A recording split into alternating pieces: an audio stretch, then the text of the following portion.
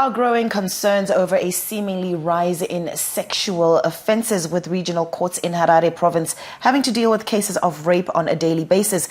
In the month of January alone, the regional courts in Harare and Chitungwiza received 52 cases and completed 41 cases.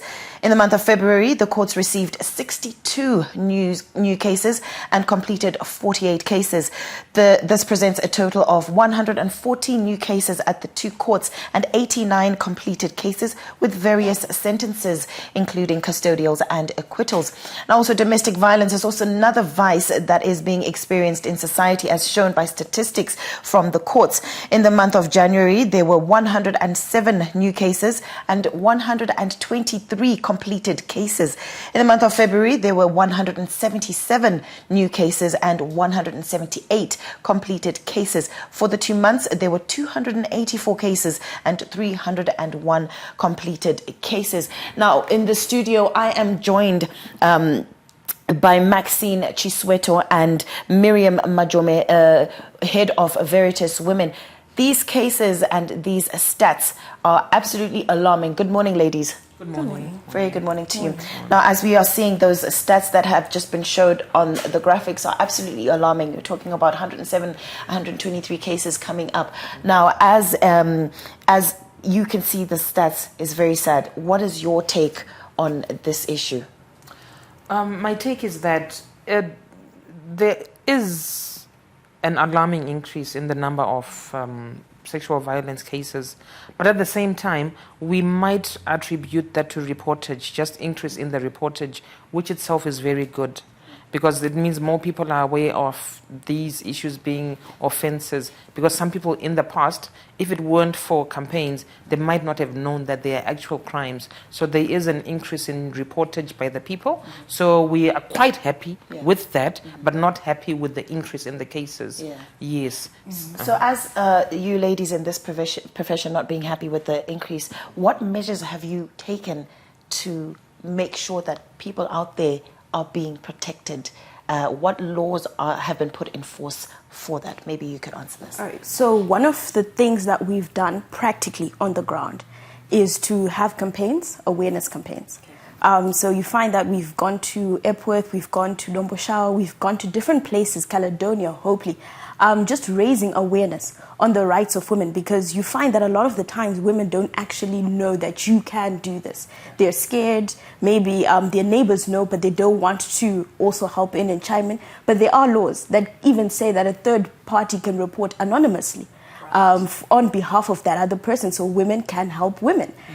So you see that's part of the stuff that we've done. We've done other things in terms of taking constitutional cases in order to help women, and I think Miriam will speak more on that later. Okay. You mentioned laws being put in place, and there's the DV Act as well. So all of these that are there, have you seen them being effective at all? Yes, very effective. If you look at the DV Act that you talked about, Domestic Violence Act, it's extremely effective. It's got very practical measures that women use on a day-to-day basis. If it's the one that introduced domestic violence courts, for example, standalone courts in the different civil courts, magistrates courts, so that both, in fact, let me stress, both men and women, it is not just for men, but I know our premise today is women. They can go to those courts, just walk into court. If you are perhaps being violated, if you are being abused, you walk into court, they'll direct you to the domestic violence courts, which have forms already that just make it easier for women to report domestic violence in the sense of seeking protection orders. So the process is made much easier. So you find a lot of women, if you go to domestic violence courts, they do make use of those courts once they know them. And the processes are much better in terms of being streamlined and faster, because then they don't have to go to ordinary courts where perhaps some magistrates will be too busy to really focus on domestic violence. So it is very effective, and it's very effective in that this act that we have in Zimbabwe has been replicated in many other countries because of its effectiveness. So when women know they actually know they've got resources to turn to, and they do use them. So we'd like to be positive in that regard. Okay. And those who don't know, that's why we have these various campaigns. Okay. Yes. We're talking about all these domestic violence and sexual abuse and stories like that. What do you think is the cause, really, for this increase? What is causing all of these domestic violence issues and, women kind of being in this situation? I think one of the things that we always find out in our research is that domestic violence is not tied to one particular thing. So you'll find that economic hardship plays a big role in domestic violence. When there was COVID and there were the lockdowns, we saw an increase in domestic violence. So different things, different conditions all come up to domestic violence. Some of it is even childhood trauma from a partner who they saw that happening and they perpetuate that. So there are so many things that cause. But I think right now in the immediate, why we sometimes have a rapid increase is economy. Yeah, that's very true. And obviously with all of this stuff, do you guys have like counseling sessions? I know we have the laws to enforce and say, hey, this is what you're going to get or whatever it is. Do you have counseling or that you have put in place for this kind of behavior or the effects that it has had on the women? Okay, I would say I would never advise any woman to go to a lawyer for counseling. Right. That's not what we do. That's not what we do. Did we get that? Don't go to a lawyer for counseling. For counseling, yeah. Don't do that. Lawyers are just there to dispense legal advice. Right. But we are aware of certain needs that women have because they've been through trauma. So what we have is we refer them on to other organizations that we work with to get professional counseling services there. Okay. Yes. All right, so legally a new thing that was going on was this sexual consent, the age consent for sexual activity, and it started really at 16. I think it started at 16, now and then at 18. What's your take on all of this? The take is that it just makes things a little bit tidier because there were many loopholes in the law where men would abuse children, girls of 16, and they'd get away in court with just a slap on the wrist. They'd just be taken down for sex with a minor. But now that everything has been streamlined to 18, anyone below the age of 18 is a child, and you cannot have sexual relations with children. So it just makes things much neater. Tidier. Yes, and it's much better in terms of that. One of the things that has been a topic of debate, obviously pertaining to this 18 and 16 consent, is that 18 you still are a baby, okay? And that's almost as if like we're saying, okay, if you're 18, it's fine, go out there and have whatever you need to do, and it's all backed in. You can actually get married at that. So, how do you, on your, what advice would you give? Obviously, 18 is still a bit too young. What do we do about this? This is still sexual harassment, I believe. Okay. So, what do we do about this? As much as you say it still looks neat, it's neat. Yeah. So one of the reasons why it's 18, because a lot of the times people ask why 18, right? One of the reasons why it's 18 is because on the world standard, it's been agreed that anyone below the age of 18 is a child. And why we specifically moved from 16 to 18 is because we had that 2-year gap where no one is protected, where 16 to 18-year-olds were not protected, but below 16, they were protected, right? So one of the things that I would advise is to say that there needs to be a conscious effort in terms of society, community, in how we handle young girls, young women and children. Because, of course, sometimes you look at it and say an 18-year-old is married to a 32-year-old. And you now have questions of, is this pedophilia, is this not? And there's that borderline that's unclear. But it all goes back to attitude. How are we taking care of the girl child? How are we training the mind of the boy child? Okay. So you have to train both in order to protect the other. Yeah, sorry, can I also just chime in there? Yeah, you said at 18 they're babies. That's how we look at them, especially some of us who are mothers. I've actually got an 18-year-old. But the law says that they're adults at 18. Yeah. Yes, so they're not babies. Like in English, you'll that never, breaks my heart. in English, you'll never get an 18-year-old girl. baby. It will be an 18-year-old woman. I guess this, Yes. this bounces off what you are saying, Maxine, about training them how to be at 18, your attitude, your character, and your mind, training the girl child and the boy child as well. Seeing you have an 18-year-old, I have a 19-year-old, and I've trained and I've said, hey, listen, you don't want to get yourself caught in a situation where a girl says has to go in there and say you raped me or whatever it is. It's all about training and all about character. And I do know that there's a lot of young ladies who are watching right now. And just before I let you guys go, what advice would you give to an 18-year-old girl or boy right now who is watching? You can actually speak to them directly in that camera, and yours is that camera. So what advice would you give as lawyers? I know no counseling, but just an advice as a lawyer in this situation. What advice would you give these young people? Yes. These 18-year-olds, 19-year-olds, they're getting to that age where they're experimenting and exploring. I would just advise them to stick within their common sense.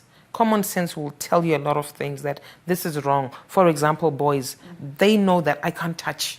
Their own conscience tells them that. Yeah, but then they might think it's cool or whatever. I would just say 18-year-olds, 19-year-olds, just remember what you were told as you're growing up. Common sense will guide you. Yeah. Yes, because I won't tell them to go and read statutes and law books, but I'll just tell them to just be safe. Try to protect themselves and try to protect others around them, and just be safe and stick within legal limits. Yes. I think on my part, I just want to go back that the theme for Women's Day was to inspire inclusion. Right. And actually, I was going to speak about that just before I let you go. Go on, Lynn. Yeah, and one of the things that I think I'd advise young girls, especially young girls, is that you can do it. Yeah. We're in a room with 3 women who are bowling out of control in their respective fields.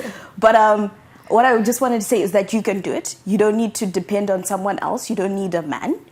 Ooh, big one. But you can do it. And also, guys, you don't always have to get into the gender stereotypes. You can be what you want to be.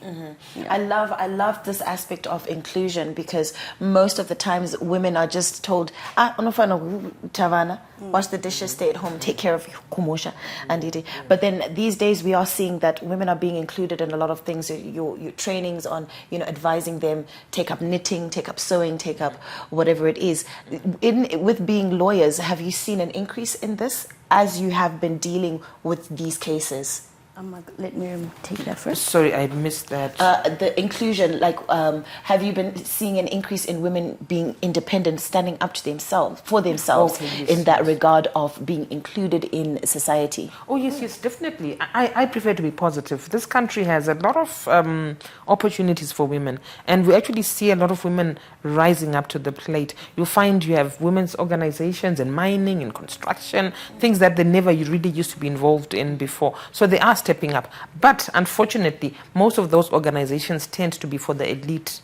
And they're not really getting down into rural communities where some of us go in peri-urban communities. So we just What's our stance in taking that out there from your observation? Our stance. Our stance. Yeah, taking that out to the rural areas, because you did say it's for the elite. Yes. How are we helping the people in the rural areas? We are falling quite short as a country. Yeah, they tend to be forgotten. Okay. Yeah, so that's why we at Veritas try to reach out to peri-urban communities. Unfortunately, we wish we could go to the rural areas, but we can't, because of other things. But we do try to reach out to also disabled women. Some of the women we focus on because they are marginalized.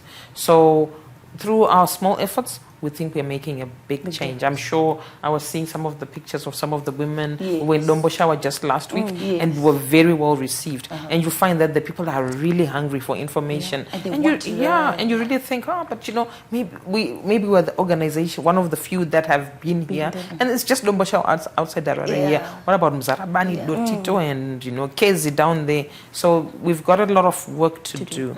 And we wish we could do it, but we'll just do what we can. And just to chime in, actually, I remembered we had an inspirational story last week from Dombosha. There's a lady we met, and she wanted help with drafting her will, etc. And as she unpacked her story, this lady has 4 shikashikas, and she's someone in a peri-urban community. Yeah. She's a single mother, and she said, I am going to be included in the economy, and she's doing it. That is absolutely fantastic. I'm sitting here and I'm thinking, have I even done my will? Well,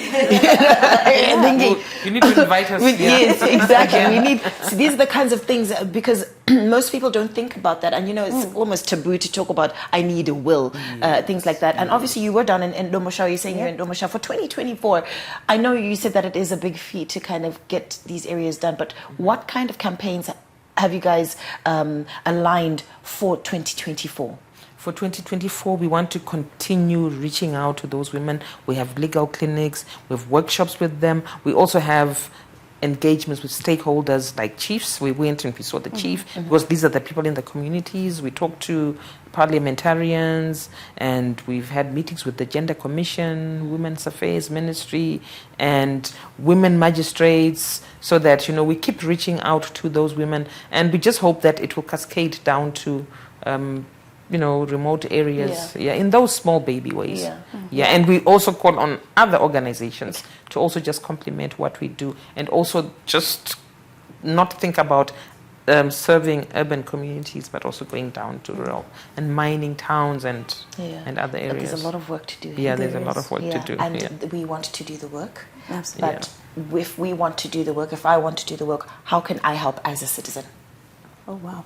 So I think as a citizen, it just takes you knowing, just familiarizing yourself with the law, especially with women's law. So you can just go on www.veritasim.net or veritaswomen.net, and you can just familiarize with all the content that's there. There's stuff that's been simplified so that you just know how to help your neighbor and help yourself. That is fantastic. Can you say that again? www.veritaswomen.net or www.veritasim.net. And there you have it. If you are a citizen, you are a female, and you are interested in really helping, I've got goosebumps just listening to the kind of work that you guys are doing. And if you are one of those people who really wants to reach out, we do have that. And on any social media handles, are you on? Yes, at Veritas Zim Women, across the board. At Veritas Zim Women, all across the board. Such a huge topic to tackle, but I am absolutely I'm so glad that you guys are doing something, and that we can all as well be involved in it.